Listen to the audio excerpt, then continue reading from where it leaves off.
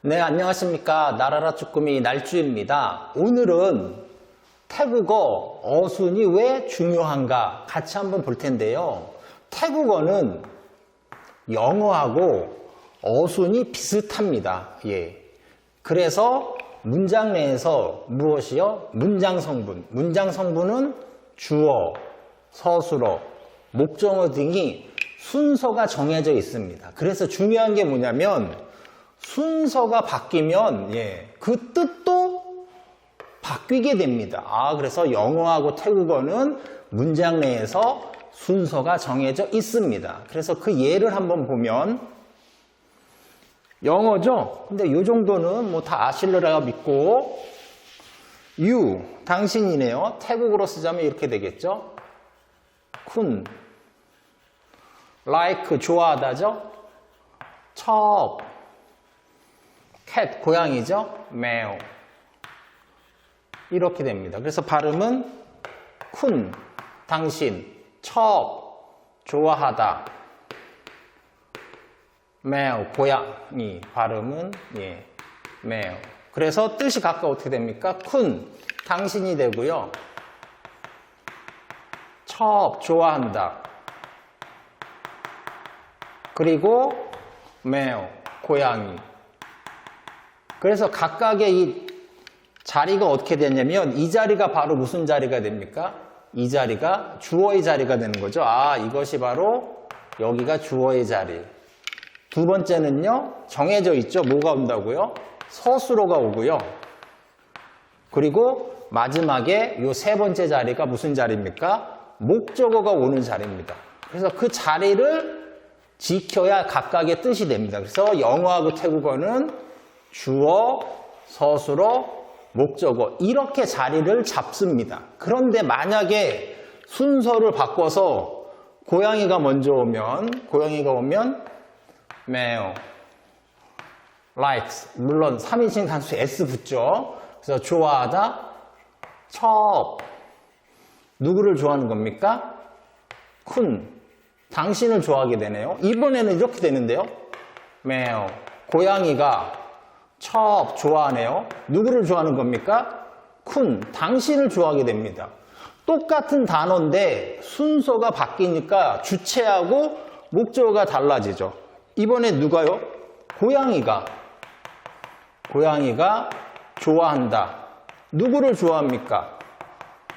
쿤, 당신을 좋아하게 되는 거죠. 똑같은 you라는 이 똑같은 단어가 이 자리에 있을 때는 주어가 되지만 위치를 바뀌어서 이쪽으로 가면 뭐가 됩니까? 목적어가 됩니다.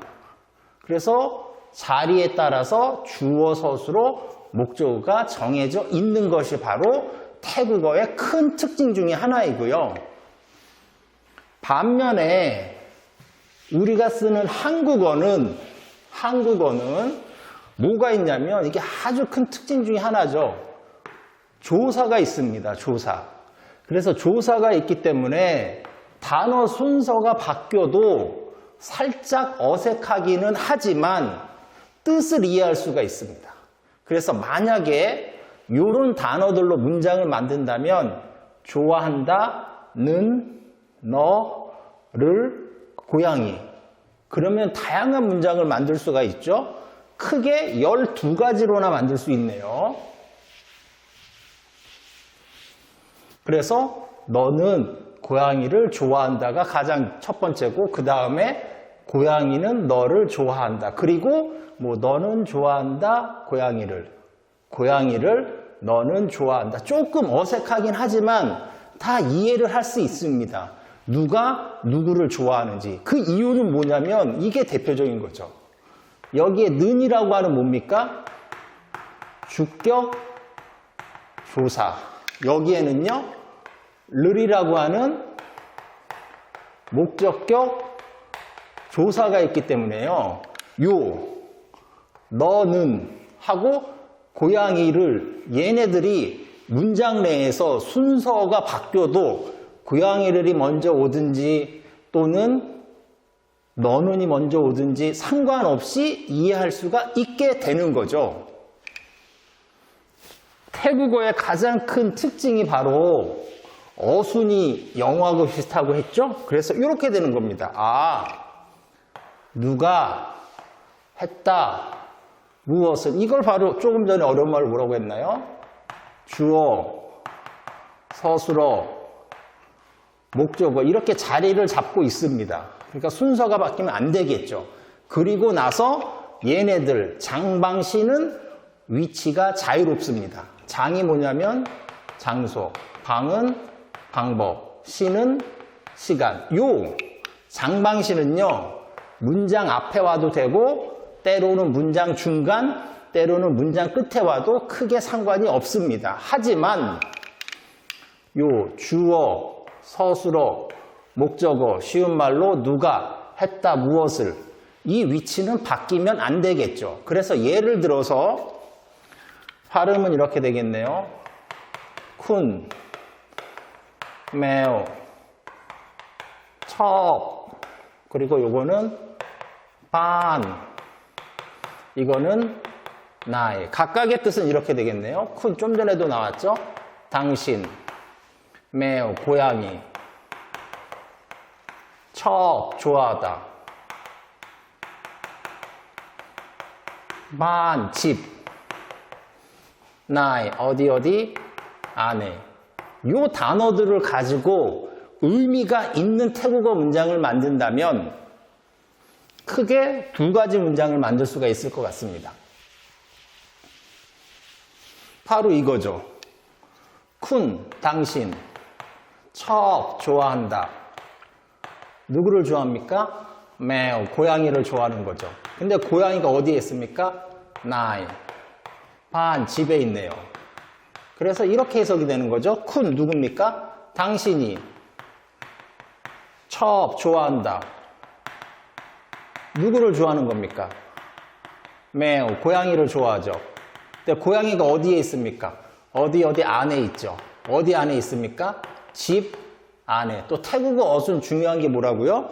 뒤에서 앞을 꾸며주겠죠. 집 안에. 그러니까 요것도 쓱 생각도 안 해 묶어야죠. 이거를 집 안에. 근데 태국인은 안에 집 뒤집어서 말하죠. 그래서 첫 번째 문장. 두 번째는 고양이가 주어가 될 수가 있겠죠. 매우, 첩, 누구를요? 이번에는 당신을, 쿤, 나이, 반. 역시 이번에도 순서가 바뀌니까요. 누가요? 고양이가 됩니다. 이번에는 고양이가 첩, 좋아한다. 누구를 좋아하니까 이번에는 쿤, 당신을 좋아하는 거죠.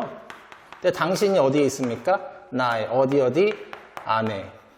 집 안에 있는 거죠. 역시 이것도 이렇게 생각단이 똑같이 이렇게 묶이는 거고요. 그래서 중요한 게 뭡니까? 핵심은 이렇게 되는 거죠. 두 문장 모두 다 누가 했다, 무엇을. 여기는 장방시 중에서 이번에는 뭐가 온 겁니까? 이번에는 장소가 온 거죠. 이번에는 장소가 왔을 뿐입니다. 그래서 핵심은 누가 했다, 무엇을, 장방시. 순서가 바뀌면 안 되겠죠. 그래서 결론을 말씀드리면 만약에 여러분들이 태국인이 하는 말이 무슨 뜻인지 잘 알아듣고, 그죠? 태국인이 말이 무슨 뜻인지 잘 알아듣고, 두 번째는 내 생각을 태국인이 알아듣도록 말을 잘하고 싶다면 세 가지를 해야죠. 첫 번째는 말씀드렸지만 이런 각각의 단어들이 좀 전에도 나왔던 이 단어들의 뜻이 뭔지 먼저 알아야죠. 쿤, 당신, 매우, 고양이, 첩, 좋아하다, 반, 집, 나이, 아내. 이런 단어 뜻을 먼저 알아야죠. 그게 바로 첫 번째 할 일. 그래서 첫 번째 할 일은 뭡니까? 적어도 기초 태국어 단어 일단은 1000개부터 시작. 1000개는 이걸 어떻게 한다고요? 내 것으로 만들어야죠. 내 것으로.